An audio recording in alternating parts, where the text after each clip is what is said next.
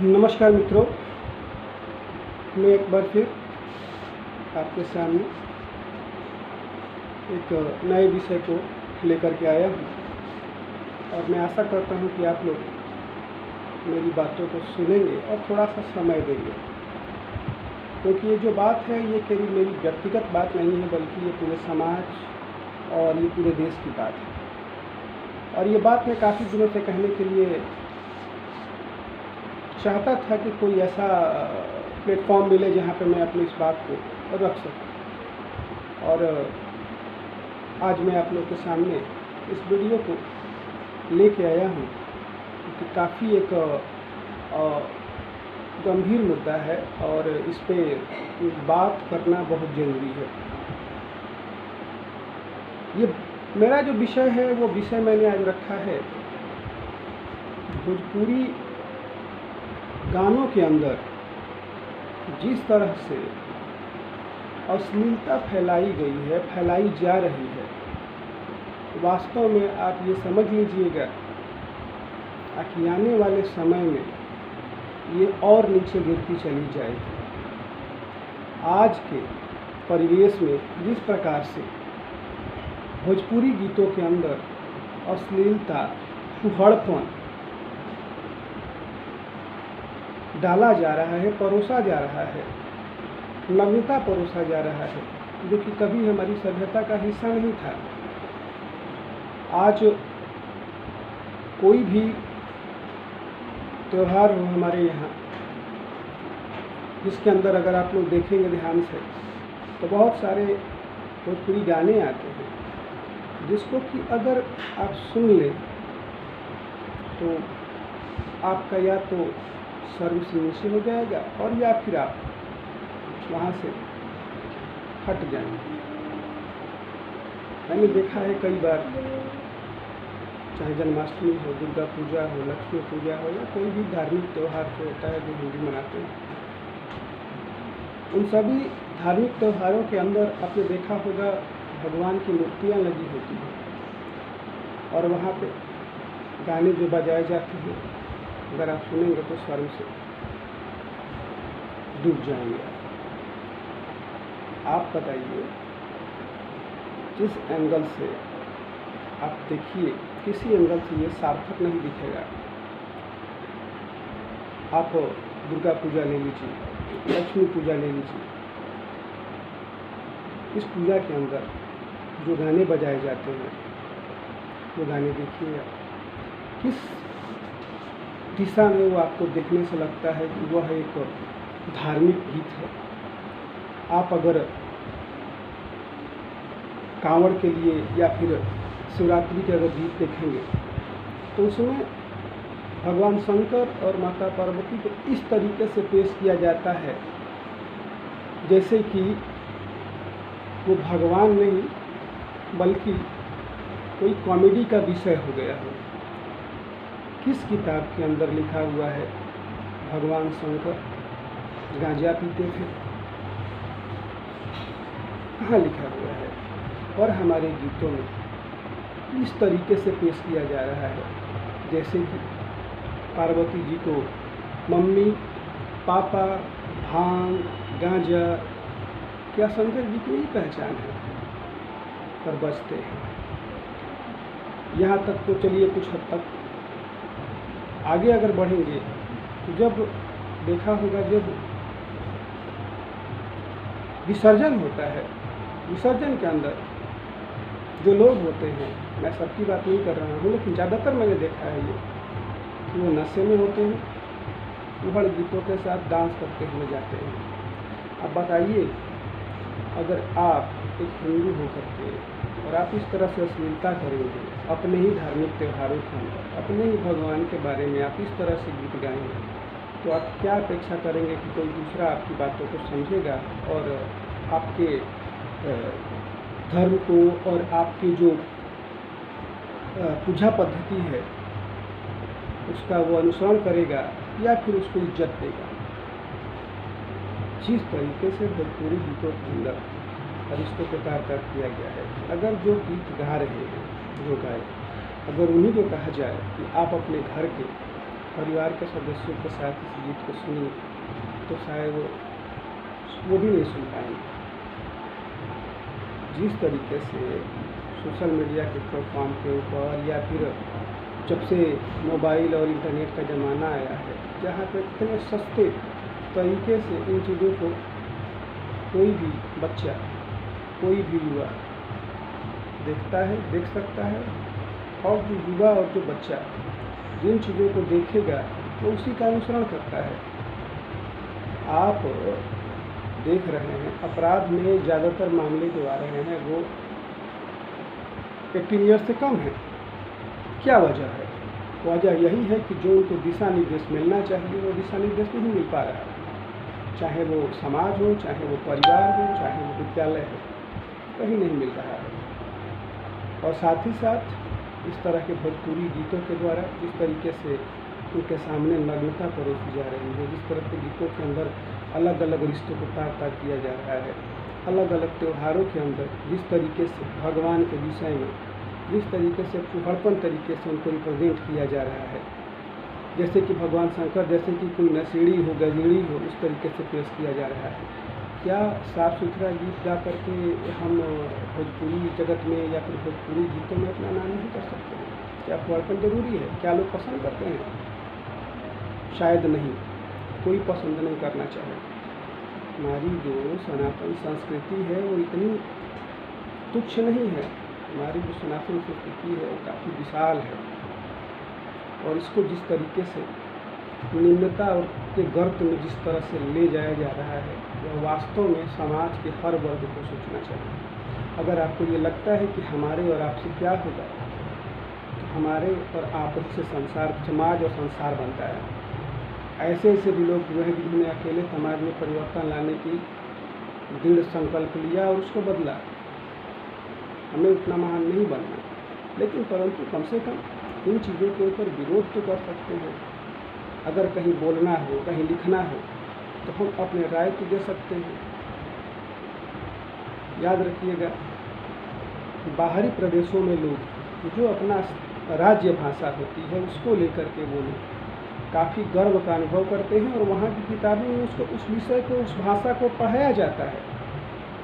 गुजरात में आप जाइए, गुजराती लैंग्वेज बोलने में, गुजराती चाहे मारवाड़ी जो है राजस्थान में, चाहे आप तमिलनाडु में तमिल देखिए, चाहे आंध्र प्रदेश में तेलुगु देखिए, आप कहीं भी जाइए वो लोग बड़े गर्व के साथ अपने राज्य भाषा को उच्चारण और बोलते हैं। परंतु अगर हम खुद कहीं जाते हैं और अगर किसी को भोजपुरी में बात करते देखते हैं, तो ज़्यादातर हमारे मन में यही एक छवि बनती है कि वो कहीं ना कहीं अनपढ़ होगा, कहीं ना कहीं तुच्छ होगा, कहीं ना कहीं अशिक्षित होगा। ऐसा नहीं है कि कोई भाषा निम्न वर्ग की होती है, नहीं, भाषा सबकी एक है, सबसे अच्छी भाषा है। हर भाषा इज्जत योग्य है। यहाँ तक कि भोजपुरी के जो भाषा है इसको केवल भारत में ही नहीं, केवल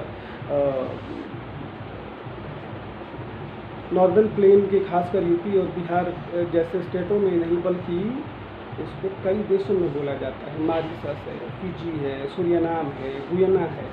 ये वो कंट्री है जहाँ के भोजपुरी भाषी लोग रहते हैं, और बड़े संस्कार के साथ अपने संस्कृति को सहेज करके जो ऐसे अंग्रेज़ों के गुलामी में रहते हुए जिस समय उन्होंने अपने देश को छोड़ा, आज भी वो अपनी संस्कृति, अपने भाषा और अपने साहित्य को आज भी संभाल करके उन्होंने रखा है पूरी इज्जत के साथ। पर जिस तरीके से भोजपुरी जगत के अंदर अश्लीलता परोसी जा रही है वो वास्तव में खेदजनक है, और आने वाले समय में अगर अभी इसका विरोध नहीं किया गया तो आने वाले समय में इसका बहुत ही विशाल रूप आपको देखने को मिलेगा, जहाँ पे फिर हम चाह कर भी कुछ नहीं कर सकते। बहुत सारे ऐसे भोजपुरी जगत में ऐसे सिंगर हैं, गीतकार हैं या राइटर हैं जो कि सभ्य और एक चरित्र निर्माण और किसी चीज़ को अच्छे से प्रदर्शित करने को लेकर के, अपने विषय को लेकर के वो बिल्कुल साफ सुथरा और सभ्यता के साथ वो गीतों को लिखते हैं, और वो गायक भी होते हैं कुछ ऐसे जो कि वो अच्छी गीतों को ही गाएंगे। उनके लिए फूहड़पन गाना संभव नहीं है और ना ही वो लोग गाते हैं। चलिए मानते हैं थोड़ा सा आप एंजॉय के लिए थोड़ी बहुत आप उसके अंदर डाल सकते हैं, मैं ये नहीं कहता कि डालिए, पर इसका मतलब ये नहीं है कि आप बिल्कुल नग्नता के साथ दुभाषी बातें आप भोजपुरी में देखेंगे दुअर्थी गीतें गाए जाते हैं, जिसका कि अर्थ जो है वाकई में बहुत भद्दा होता है। इस विषय को मैं इसीलिए लाया, मैं देखा हूँ अभी जो चल रहा है आपका कृष्ण जन्माष्टमी, तमाम जगह पे कृष्ण जन्माष्टमी मनाई जा रही है और वहाँ पे गीत जो बज रहे हैं वो भोजपुरी के फूहड़ गीत। अब आप बताइए क्या कृष्ण जन्माष्टमी हो चाहे दुर्गा पूजा, ऐसे धार्मिक त्योहारों के अंदर किस तरह से आप बोलेंगे कि यह उचित है? अभद्रता असभ्यता के साथ क्या हम अपने आने वाली पीढ़ी को यही सीख देके जाएंगे? और शायद ये मैं कह सकता हूँ कि आज के परिवेश में जो क्राइम हो रहा है और जो क्रिमिनल हैं वो 18 साल से कम के भी पकड़े जा रहे हैं, और सरकार इस विषय पे कई बार बातचीत कर चुकी है कि जो नियमावली में है, जो आपका दंड संहिता में है कि 18 साल से कम उम्र के बच्चा है उसको हम जुवेनाइल में भेजेंगे। पर कहीं ना कहीं ये सोचने को मजबूर कर रहा है कि आखिर वो क्या कारण है जिसके द्वारा वो बच्चा जो है और अपने समाज से भटक रहा है। क्या बच्चा है कि समाज का उस बच्चे के ऊपर कोई पकड़ नहीं है, परिवार का पकड़ नहीं है। और जहाँ तक मुझे देखने से लगता है कि जो सोसाइटी के अंदर जो चीज़ें चल रही है उससे हम आप और वो बच्चा कभी अछूता नहीं रहेगा। जिस तरह का सामाजिक परिवेश बनाएंगे अपने परिवार में, अपने समाज में, अपने गांव में, अपने शहर में, उसी तरह के युवाओं का चरित्र निर्माण करेंगे। पर क्या आप संगीत के नाम पर अभद्रता के गीत गाना, उसको फिल्माना, क्या यह समाज के अंदर बुराइयों को नहीं ला रहा है? आज तमाम तरह की जो रेप, बलात्कार की जो घटनाएं आप सुन रहे हैं, कहीं ना कहीं ये भी उसका कारण होता है।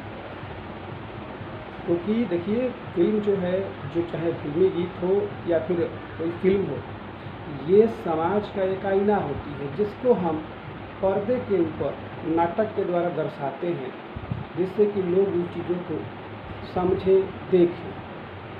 पर क्या हम अपने फिल्मों के अंदर, क्या अपने गीतों के अंदर हम वास्तव में उस तरह के मटेरियल डालते हैं?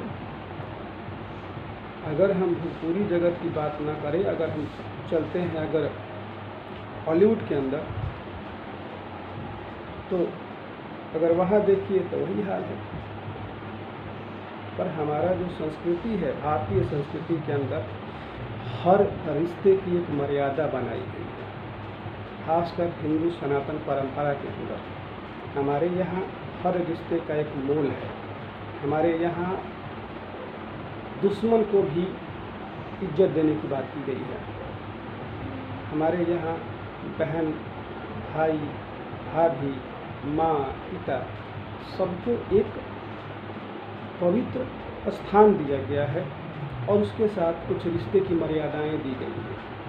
और आप सोचिए कि अगर इस तरह के फूहड़पन चीज़ें अगर आएंगी गीतों में, फिल्मों में, तो हम क्या सीखेंगे? मैं खुद देखता हूँ विद्यालय के अंदर बच्चे जो हैं फिल्मी गानों और फिल्मों से इतना ज़्यादा मोटिवेट होते हैं कि वो उस तरह के लुक और उस तरह की एक्टिविटी को करना स्टार्ट करते हैं, चाहे वो हेयर कटिंग हो, चाहे वो कपड़े पहनने का तरीका हो, चाहे वो चलने का तरीका हो, चाहे वो बात करने का तरीका हो। कहीं ना कहीं फिल्में जो है समाज का आईना है, चाहे वो हिंदी हो, चाहे वो भोजपुरी हो। ये अलग बात है कि हमारा जो विषय था भोजपुरी था, फिर भी उससे जुड़ा हुआ फिल्म भी है। अगर आप देखिए तो इन चीज़ों का विरोध करिए। अगर आप ये सोच करके बैठेंगे कि हम क्या कर सकते हैं, हमें इससे क्या मतलब, या मेरे करने से क्या होगा, तो फिर सोसाइटी के अंदर कोई कुछ नहीं करेगा, सब बैठे रहेंगे। और शायद भारतीय इतिहास को अगर पढ़ा जाए तो समय समय पर यही हुआ है। हमारे इतिहास के अंदर अगर पढ़ा जाए तो भारतीय इतिहास, भारतीय साहित्य और भारतीय महापुरुषों का जो व्यक्तित्व था काफ़ी ऊंचा रहा है, जिन्होंने पूरी दुनिया में अपने सामर्थ्य का लोहा मनवाया है। परंतु आज क्या हम उस तरह के युवाओं का चरित्र निर्माण कर पा रहे हैं? शायद नहीं कर पा रहे हैं। क्या आज बच्चे वो इज्जत दे पाते हैं टीचर को, माता पिता को या अपने समाज के सज्जन लोगों को, जो हम आज से पहले दिया करते थे? और शायद मुझे लगता है कि अगर यही हालत रहा तो आने वाले समय में और भी बुरे दिन देखने पड़ेंगे, जब कोई पीढ़ी अपनी पिछले पीढ़ी से नहीं सीखती है तो आगे वाली पीढ़ी को वो कैसे सुधारेगी, कैसे उसका मार्गदर्शन करेगी। इसीलिए मेरा यही कहना है कि आप लोग इस अश्लीलता के खिलाफ आवाज़ उठाइए, विरोध करिए।